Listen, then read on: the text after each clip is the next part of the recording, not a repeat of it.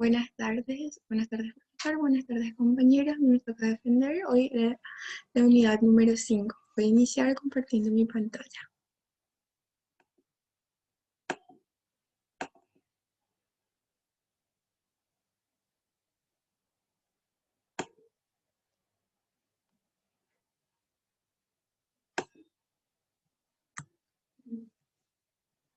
La unidad 5 son los instrumentos o mecanismos de acción de una política económica. De modo de dar una introducción, el modelo convencional de la política económica es esta que vemos acá, donde la política económica son iguales las variables endógenas y las variables exógenas. Las variables endógenas son aquellas cuyo valor está determinado por las relaciones establecidas dentro del modelo en el que está incluido. Desde un punto de vista teórico, es decir, los cambios en el precio pueden afectar a la cantidad de oferta y al mismo tiempo la cantidad ofertada puede afectar al precio. Y las variables exógenas son parámetros, algunos de los cuales pueden ser controlados o variados variables por las autoridades, como el tipo de interés, los impuestos, etc. Los tipos de instrumentos. Bueno, primeramente los instrumentos son todas aquellas variables que utilizan los responsables de la política para tratar de alcanzar los objetivos fijados para determinar la política económica. De ahí el modelo convencional de la política económica. También los instrumentos son parámetros que pueden ser controlados, pueden ser modificados. Bueno, tipos de instrumentos. Hay primeramente unos instrumentos monetarios y crediticios, que es la política monetaria. Instrumentos tributarios y del gasto, que es la política fiscal. Instrumentos comerciales de tipo de cambio. Controles y regulaciones directas. Las políticas de rentas y los cambios institucionales. Los instrumentos de política monetaria constituyen uno de los grupos más amplios. Se orientan a regular, controlar la expansión de la cantidad de dinero y la evolución de los tipos de interés. Son instrumentos que reflejan la interacción entre el gobierno y los intermediarios financieros.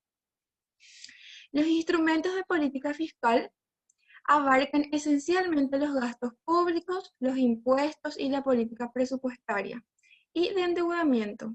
En el ámbito del gasto corresponde todos los gastos gubernamentales para suministrar servicios y bienes públicos, como son las transferencias para satisfacer las necesidades y los objetivos sociales. Los instrumentos comerciales y de tipo de cambio se refieren a todas aquellas medidas relacionadas con el comercio y los intercambios de un país con el exterior, es decir, los aranceles, las medidas de apoyo de la exportación y las restricciones. Y sobre todo, la política sobre el tipo de cambio. Estos instrumentos pueden ser también parte de la política fiscal, es decir, los aranceles, y de la política monetaria como el tipo de cambio. Los controles y las regulaciones directas son las diversas formas gubernamentales de intervención, de regulación y de establecimiento de las prohibiciones o de las restricciones, que tienen efecto en los precios, los costos de producción y la asignación de los recursos. Los instrumentos de la política de rentas son aquellos que pueden afectar a los salarios y a otras rentas, como son los alquileres, los dividendos, los márgenes de beneficio, etc.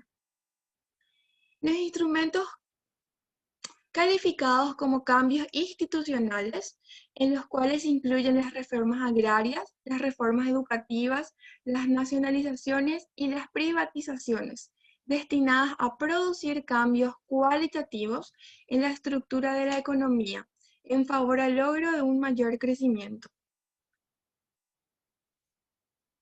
Las observaciones sobre los instrumentos.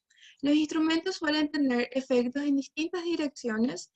Los instrumentos no deberían considerarse nunca como fines. Bueno, primero suelen tener distintos efectos en distintas direcciones. Esto significa que sus efectos no recaen sobre un único objetivo, sino que actúan sobre varios simultáneamente.